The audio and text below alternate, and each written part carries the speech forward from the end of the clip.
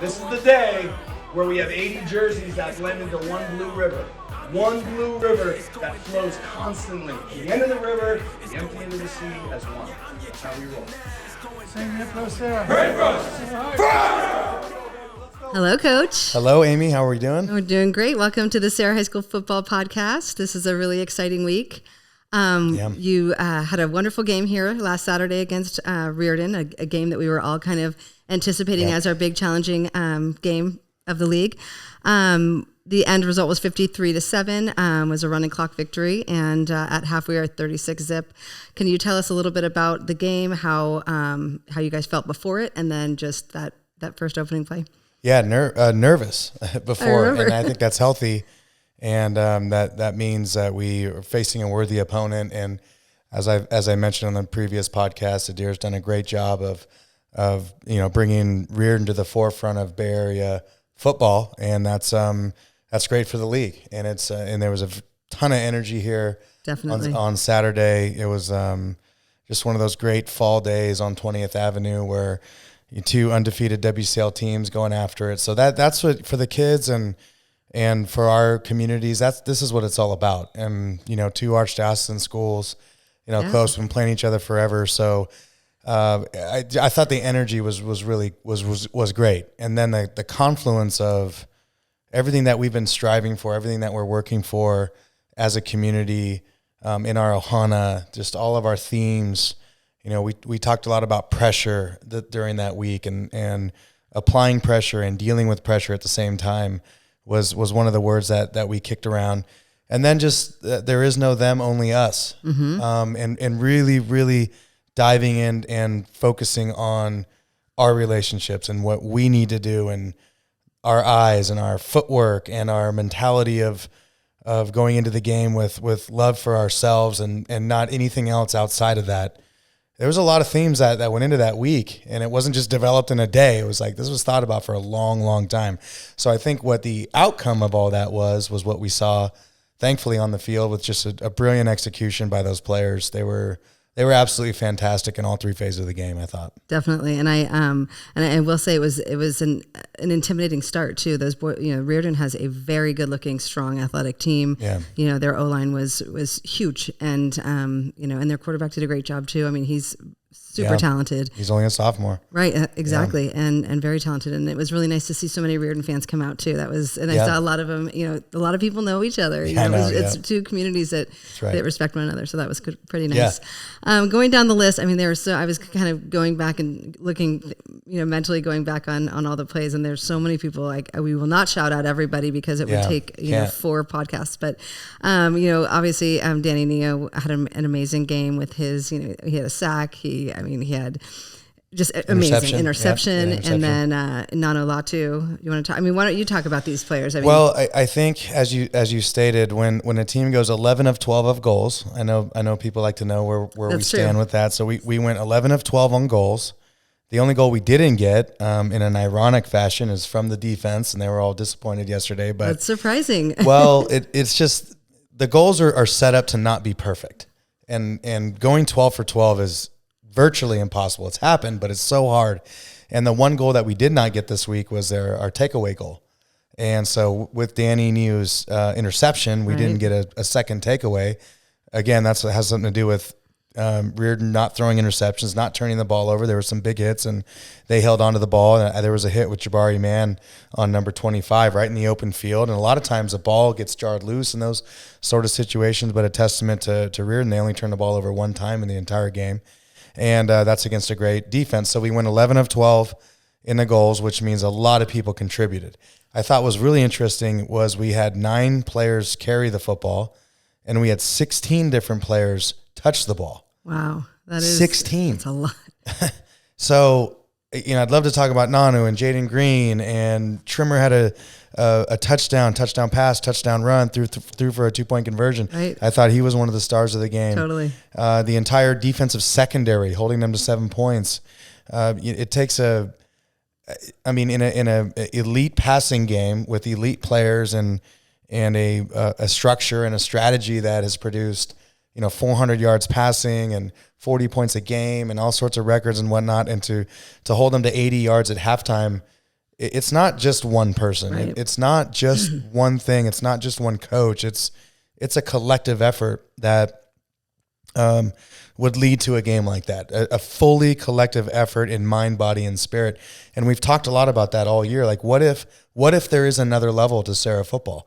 What if we could find a way to dig deeper and find another level of spirituality and love for one another and focus on ourselves with an obviously very talented team that could elevate the program?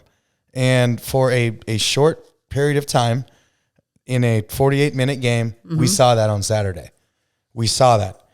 Are we raising banners right now? No. Of course not, right. So there's the trepidation of even saying that. Sure. But I think we're intelligent enough and mature enough to know that there's still no banners in the gym. While right now we're achieving goals at the highest level in the history of any team to date. Offense has missed 3 goals all year. Okay, so there's 8 games. There's 4 goals a week. That's 32 goals.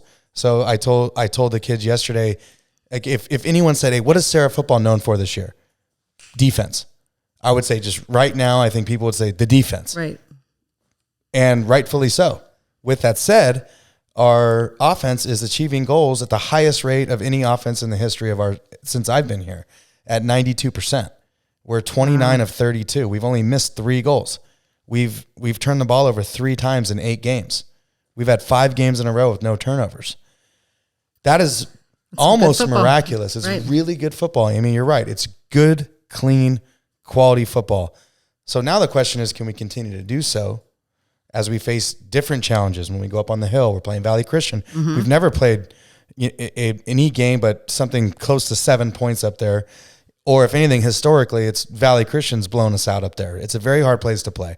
So as we matriculate through the season into week 9 and week 10, and as we finish up and head to playoffs, it's can we continue to focus on that? And the answer to doing that is to truly focus on ourselves. We can do it, but since we're human, the challenge is, will we do it? Or will we be like, okay, we're good. Yeah, let's take the foot off the gas. I'm not doing that, and I don't think this team will, but we'll see. How is the team? I mean, they looked so happy, obviously, on Saturday and every game, actually, right? But how is the team in terms of its strength as a team? I think it's strong. I think with our captain's council and the guys coming together, and something interesting happened yesterday.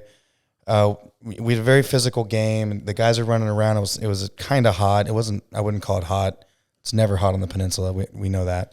But the captains asked so yesterday, we talked about practice structure last week. On a Monday, on a Friday game, we're always in pads, always. Helmets and shoulder pads at the very least.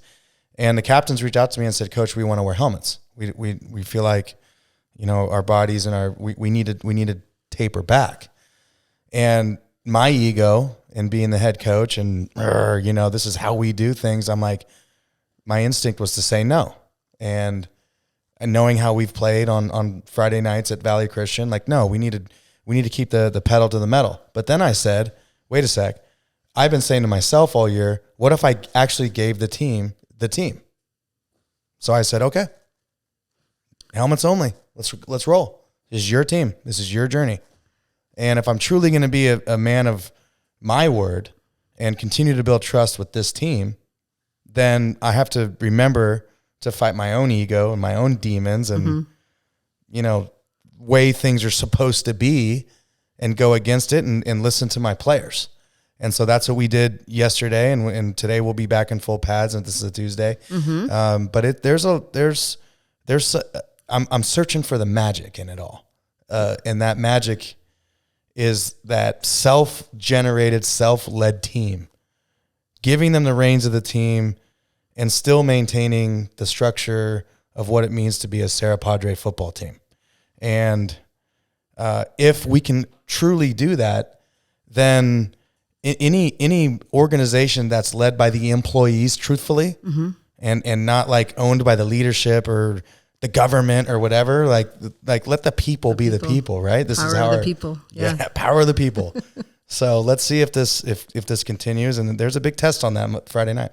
Totally. Well, and I was just thinking, as you said, that we've said the defense has been so strong ever since the beginning, and obviously the offense has that's power of the people too. I mean, they've risen and they've really, I mean, under Maui's leadership, and you've got these receivers that are, just, I mean, it's amazing. The connection's amazing. So, yes. I mean, that's one area of many of the whole team, obviously, that you're seeing that happen right before your eyes. Absolutely. So that's great. That was the question mark coming into the season, but we've been scoring lots of points each week and protecting the football, playing very precise, balanced offense. And for the record, his name is Malawaki Smith.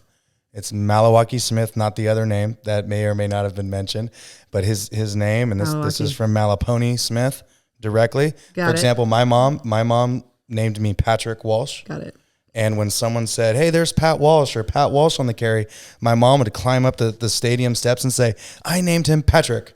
His name is Patrick." And my little mom, but she would go up there and no one called, right?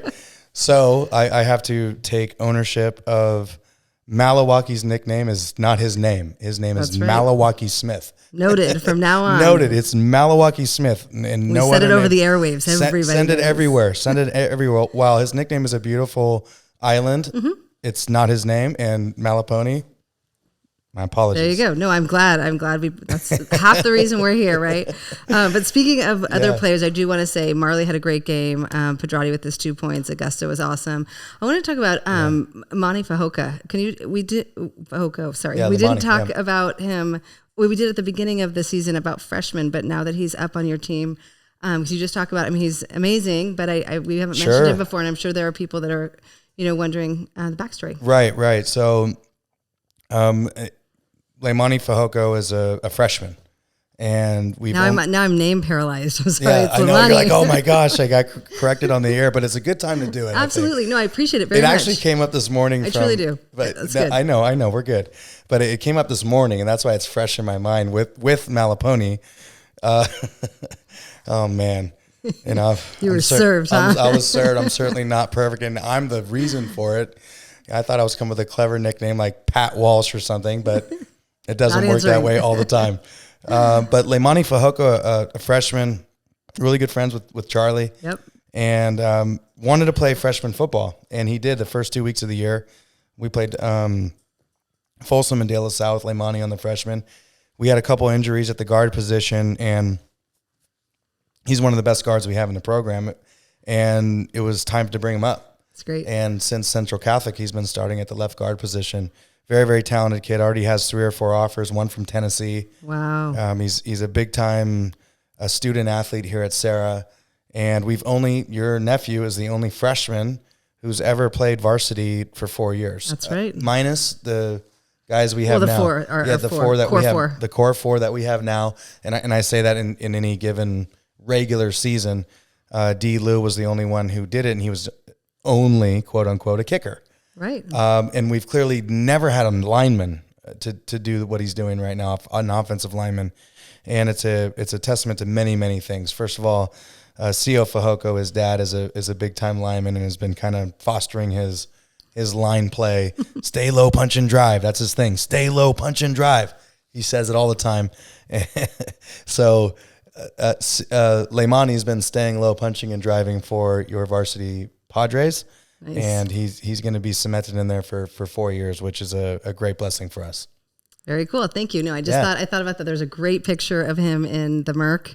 And I was like, people might not know, they know the name, but now they know the story behind it. So. Yeah. Awesome. And why don't we talk a little bit about Coach Mons and the team, I guess Riordan normally scored 40 points. They held him to 7. Can you talk about his direction and execution? Absolutely. So Coach Mons is a unique defensive coordinator in high school. And I say that in the utmost respectful way because nobody works like Coach Monsef. He's unbelievably meticulous and attentive to detail to it's almost ad nauseum for Coach Thomas, Coach McGee, Coach Gustavo, myself. It's like, oh my gosh. And I always constantly remind myself how grateful I am and we are to have a defensive coordinator who cares so much. His entire existence during the fall and mostly in the offseason too is to make sure the ball doesn't move forward, And if it does, it's limited, and it certainly cannot cross the goal line. His entire existence, he does other things, but his entire existence on this planet for a finite amount of time is to make sure nobody scores or gets yards on Serra.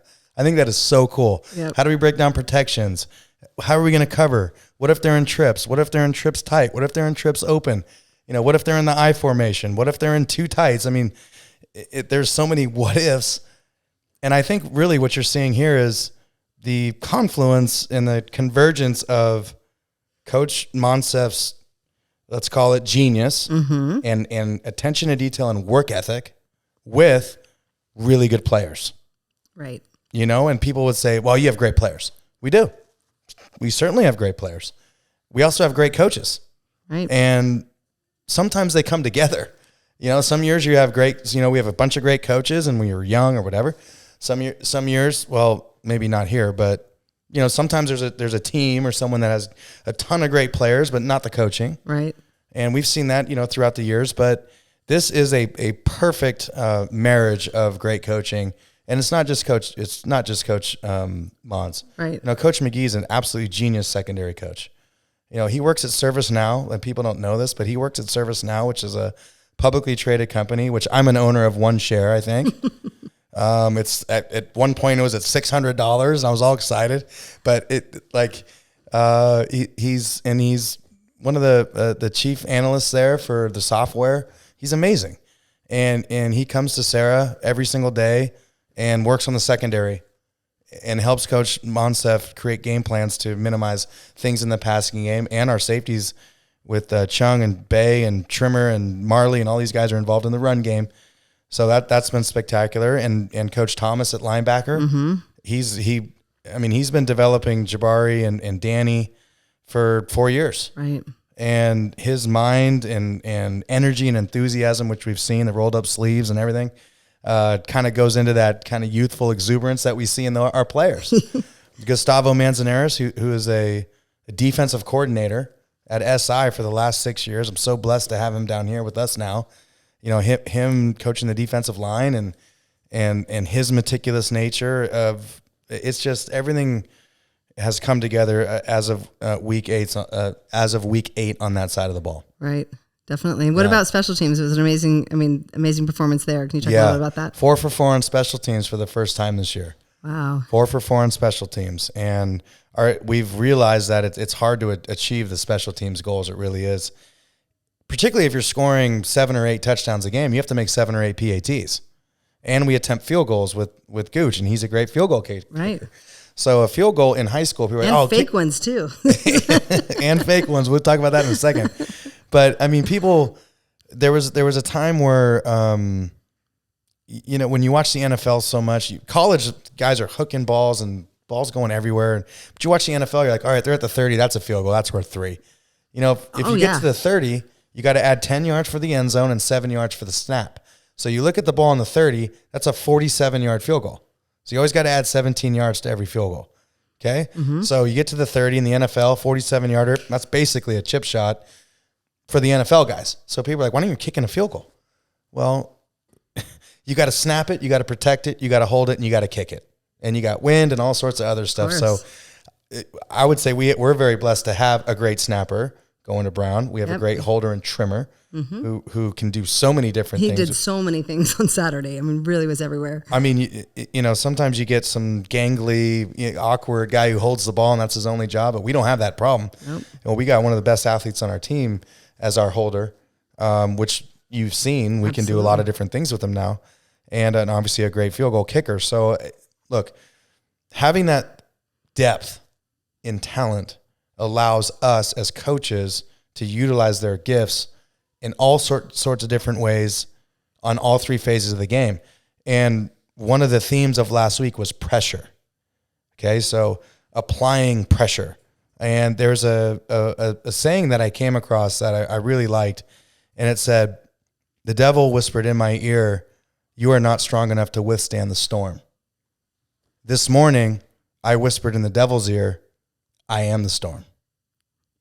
And it came across my somewhere, and I'm like, oh man, I need to think about that. That's pretty legit. And I think that was, for me, it was the whole battle of fear and saying, and becoming, not becoming, actually becoming fear or becoming the storm. Like the storm is a scary thing unless you are the storm, and a controlled storm. And all I did for this week was I replaced the word storm with pressure. The devil whispered in my ear, you are not strong enough to withstand the pressure. This morning, I whispered back, I am the pressure, or we are the pressure. Right. So instead of being debilitated by the pressure. The what if too, right? And all that stuff. Like, what if this? What if that? What if, like, let's become the pressure. Own it, yep. Let's own it, and let's apply the pressure.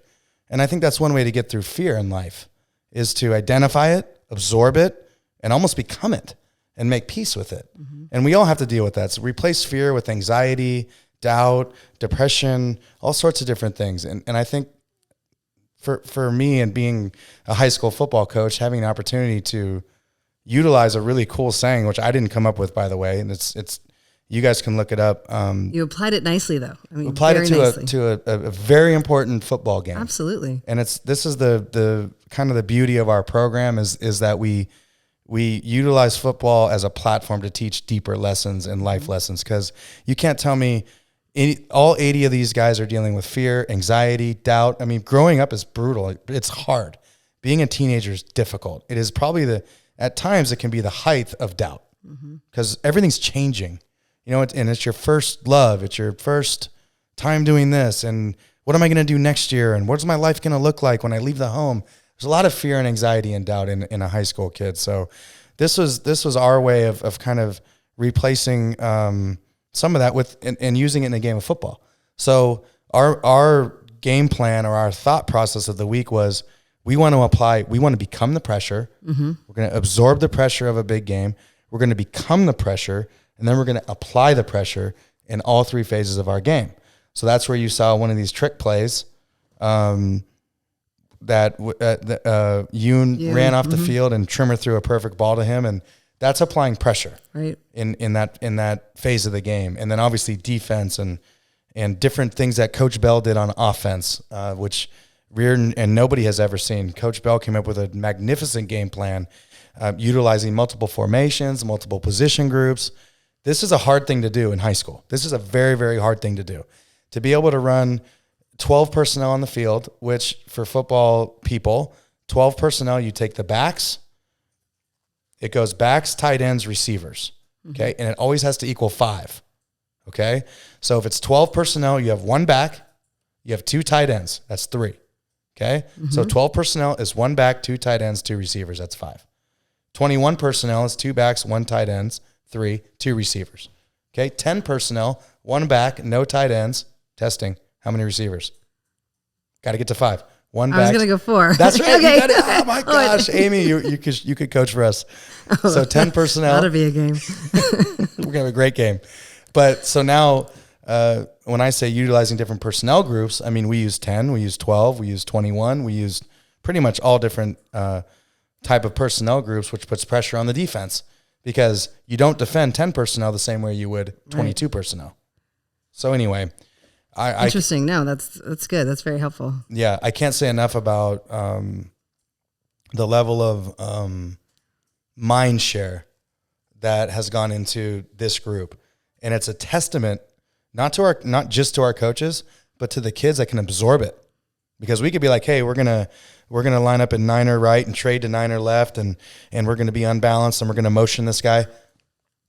Like there's teams where it's had a panic attack. It's audio that's a false processing. start. We're done. I mean, so it's all right. Let's just line up in Niner right and run ISO, like whatever. We're done. Right. Well, I mean, it's true. I mean, that just processing all that, and then and for a game that high scoring, it was still for the fans. It was still you guys were very creative, so it kept everyone's attention, which is great. That's right. But talking about pressure and just all of that, you're now at your 7th victory with at least up by 28 points at least. I mean, how are you going to keep them focused this week moving into Valley? Because it's hard. Not only I would think the balance would be obviously focused, but kind of I would never say boredom, but like not as challenged maybe, or And I say that just in the mindset, not necessarily you can go up against any team and lose. I'm not with suggesting you. I mean, that. There's, like I've told you, there's been nightmares up on that hill.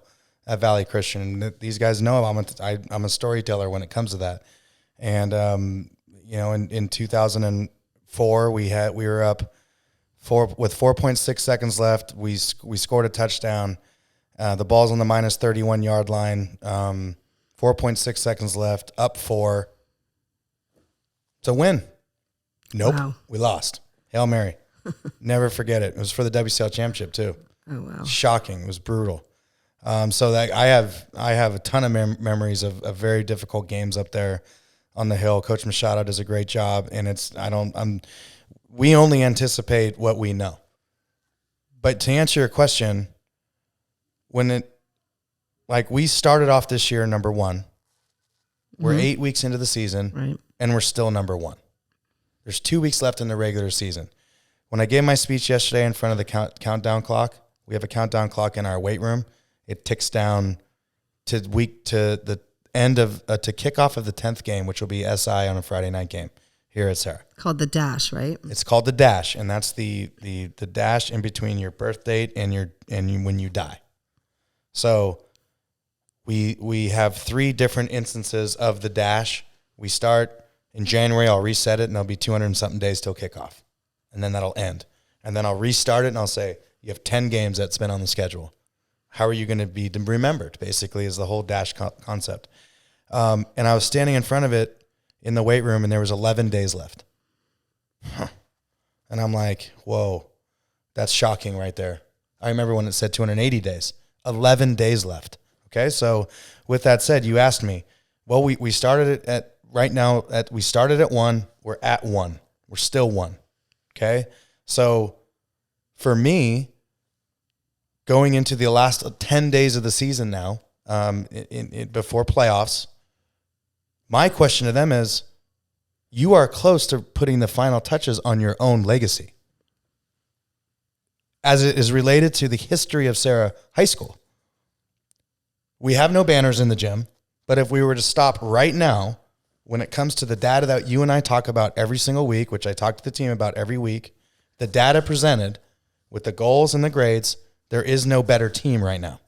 Now, all that could vanish like Kaiser Soze in Usual Suspects. And just like that, he was gone. Do we want that?